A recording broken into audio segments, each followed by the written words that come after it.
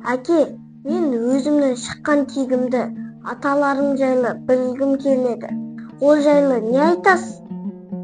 Ондай болса балам, атаңның, бабаңның шыққан жерін, кіндік тамған жерлерін, олардың жетістіктерін өзіңмен таныстырып көрсетіп келейін.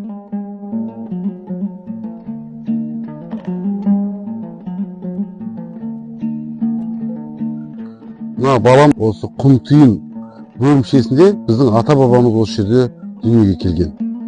Үлкен атамыз Төлеген, одан кейін Смайыл деген мына Сәлем атаң, мына Смайылұлы Сәлем.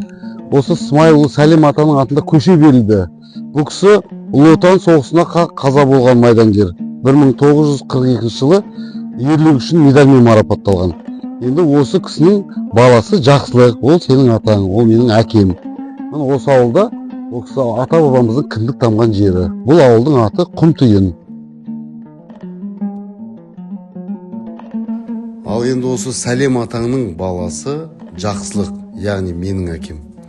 Осы Жамбыл ауданына 60 жылдай еңбек етіп, сол еңбегі бағаланып, құрмет азаматын алған. Одан ардагер болып, Жамбыл облысының құрмет ардагері атанды.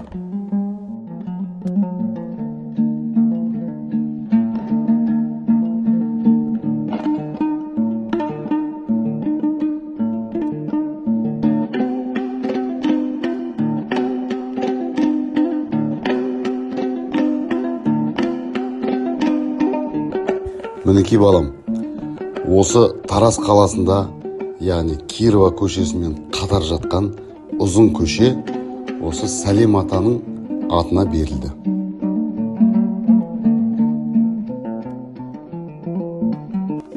Балам, мына келіп тұрған біздің мұражайымыз Тараз қаласында Жеңіс саябағында орналасқан. Осы мұражайдың төрінде Батыр атаң, Сәлем атаңа арналған бұрыштама. Осы бұрыштаманың ішіндегі барлық сол атаңның өмірбаяны жазылған. Әке, мен аталарым сияқты осындай жетістікке жету үшін не істеуім керекпін? Балам, адамгершілік адамның бойындағы ең асыл қасиет. Және адамзат баласының ең жоғарғы мақсатына бағытталады. Бұл қасиет сені мейірімділікке, отанын, елін, отбасын сүюге үйретеді.